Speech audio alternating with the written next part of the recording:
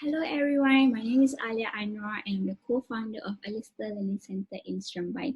Today I would like to share about a learning disorder called dyslexia. So what will I be covering today? I will talk about the definition of dyslexia, the red flag of dyslexia in young children, and also intervention strategies that parents can do at home or teachers can do at school. So what is dyslexia? Dyslexia is commonly associated with trouble learning to read and write. It affects the ability for a child to recognize and manipulate the sound in language. It can be categorized to three types: or visual, which is trouble recognizing printed letters or words; auditory, trouble distinguishing certain sound or connecting sounds to letter; and 3, expressive writing, trouble drawing or writing, or trouble proceeding from thinking a word to writing it. It is tricky to diagnose a child with dyslexia at a young age. Commonly, educational psychologists will start diagnosing your child when they are in primary 1 or higher level as well. So however, you still want to observe your child closely to make sure he or she have a strong and solid foundation for writing and reading. So what are the signs that you should look out for? So number 1, slow to acquire new words and speak in sentence. So most kids with dyslexia will have trouble progressing beyond simple phrases. For example, go, stop. A child vocabulary normally expands from a few hundred words at the age of 2 to about 2,000 words by the age of 5, at which point he should be able to ask simple questions. Can we go to store now? So by the age of 6, he should be able to recall and retell a story from a picture book. So if your child has difficulty to retell a story based on a picture that he just read, it could be a warning sign of dyslexia. Number 2, difficulty to understand the concept of time. So they may have difficulty remembering the order of the month in a year, day of the week. If by the age of 3 or 4 years old, he should be aware of past and present. By the age of 5, he should be able to talk about last week, today, and tomorrow. And by the age of 6, he should be anticipating upcoming events such as school trip or birthday. So example, he's able to tell you that his birthday is next week. Okay, next one, number 3 is does not recognize rhyme or difficulty in rhyming. They have difficulty telling similar words apart. Example, big and bad, spoon and moon, unless the words are used in context. By the age of 5 years old, your child should be able to pick up rhymes and even make them up. So for example, you can try rhyming game. Bad, man, ran, can, sad, man. Okay, so at 3 years old, able to join rhyming game. So this is mostly based on sound. So for example, you can ask them, what rhyme with mat? Then they can say rat, cat. Okay, at 4 years old, able to recognize words that rhyme. So you can write down a few words and you can ask them, what rhyme with clock? So they'll be able to say or to circle the word block or rock. Okay, so 5 years old, produce sound that rhyme. So it could be gibberish. It doesn't make any sense. So for example, wishy-washy, squishy-squashy.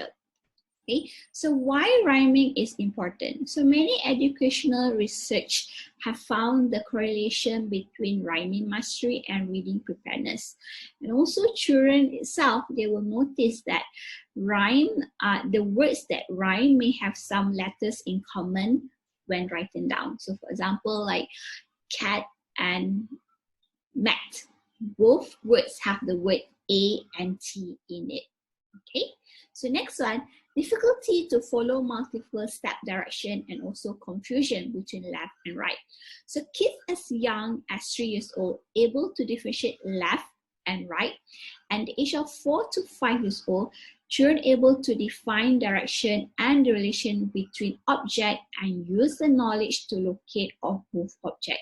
For example, if you ask your child, Daniel, kick the ball to the left. So he knows which is left, which is right, and he's able to kick the ball to the left, to the direction that you ask him to do. Okay.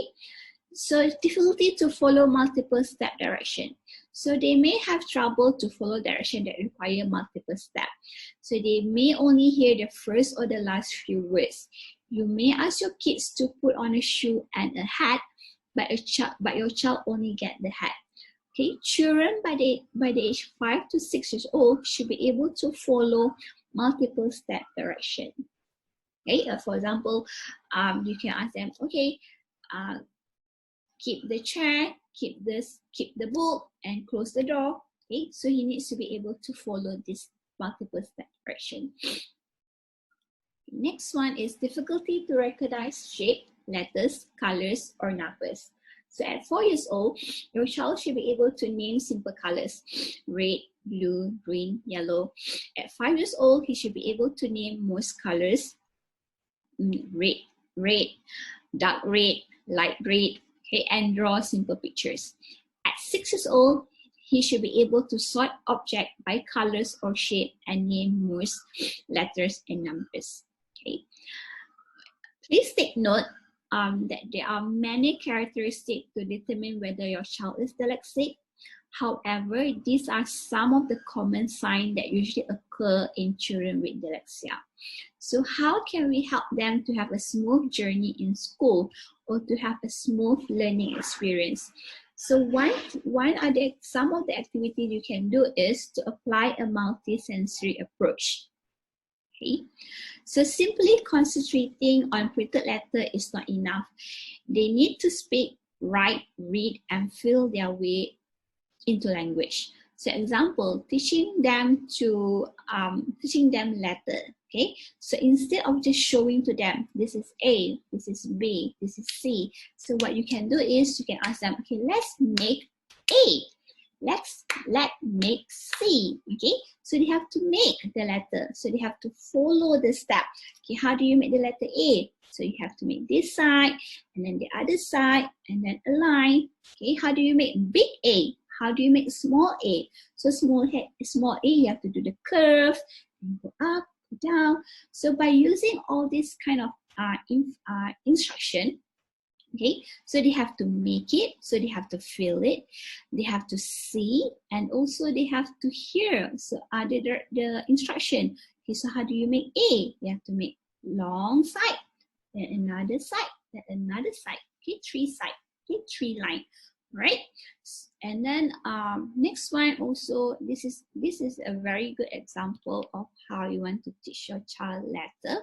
So first you have to say the letter. So it's either R or then he needs to trace the letter, okay, and then he needs to write the letter, then he have to make the letter. Okay, so usually when teaching a child to write, what I will do is I will guide them. So how do you like R? So I use my words. So how do you like the letter R? So you have to go down, go up, turn, down. How do you write small r? You go down, up, turn. Okay, so this helps the child to visualize the letter. Then it can help them to write it on the paper. Okay, by using multisensory approach, it helps strengthen the information to be stored in their long-term memory. Okay, next activity is teaching rhyming. So teaching rhyming, there are many activities you can do with teaching rhyming. So for example, you can read the flashcards. Okay, so dip, lip, sip, hip, zip, rip, or you can give them a worksheet. Okay, circle the word that rhyme with back, pack. Circle the word that rhyme with rock, jock. Circle the word that rhyme with cat, bat. Or also you can read rhyme book with them. Okay, so this is a very good rhyme book. So in the top you go, in went the cow, wishy washy, wishy washy. Okay, so this is a very good rhyming book. I'm going to, a bear hunt is a very good book as well. I'm going for a bear hunt is a very good rhyming book as well. Okay, all right. So another rhyming activity you can do with your child is 20 question game. So your child chooses an object and keep it a secret. You ask them yes and no question about the object to help you guess what it is. You can ask, is it an animal? Does it start with S? Or does it have an E in it? Does it rhyme with bat? So this help your child to have an understanding of how can I describe the object to you without letting you know what the object is. Okay, so it encourages the child observation skill and also his storytelling skill as well. Right? Okay, what are the activities you can do? Okay, practicing listening and directional skill. So you can do a lot of movement activity. You can say that, okay, today we're going to do movement activity. Everybody ready? So jump to the left, jump to the right, right hand touch left, left hand touch right eye, or right hand touch left elbow. Okay, so these are the activity you can do with your child. Or you can even have treasure hunt at home. So you can write few his favorite object around the house, and you have to give him direction. So probably a simple direction. Okay, walk 3 steps forward, turn to your left, walk 2 steps backward, turn to your right. So all this listening activity and giving direction help them. They have to figure out, okay, what is 2 steps? So you have to move 2 steps. So which one, left and right? So this help them to practice about direction skill as well. Okay, which is left, which is right. Okay. And I'm sure a lot of children will love this kind of activity. Okay, next one, encourage awareness of time. So you can talk to them, when is your birthday? When is your school trip? Are you excited with your swimming lesson? So what did you do in school? Who did you saw yesterday? If your child have difficulty to answer your question, you can start by asking your child teachers at school to take pictures of activities he's doing in school. So when a child come home, you can show, oh, is this what you did in school yesterday, today?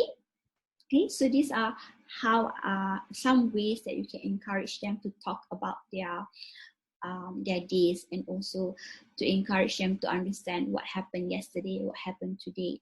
Okay, another thing you can do is you can also mark in the calendar, like, okay, 28 March is Joshua's birthday. So every day he have to make a cross when the day is over, and then he can see, or 3 more days left before my birthday. So something like that, you can do that, okay, to encourage awareness of time.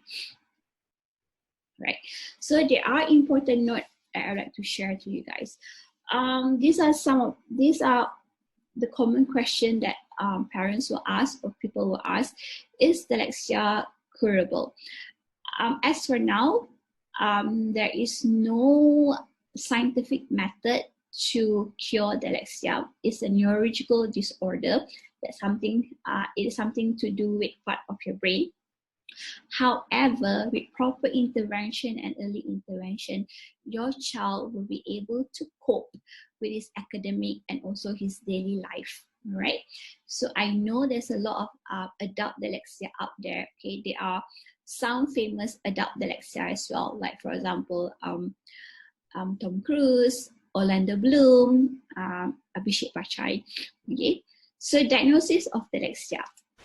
So usually at a young age, it's very difficult to diagnose a child with dyslexia because, as I mentioned earlier, dyslexia is something to do with reading and writing.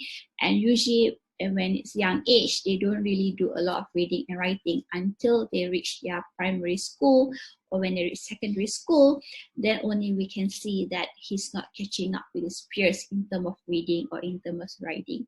So usually educational psychologists or clinical psychologists, they will start to diagnose your child when your child goes to school. So usually by the age of 7, or by the age of 8, or by the age of 9. Okay, so that's why it's really important to have early intervention, because when you do early intervention, it really helps to prepare your child to get ready to go to school later on. So when the early intervention start younger, so he has all the strategies that he needs to use when he goes to school later, right? Okay. Does having dyslexia make my child stupid or slow learner?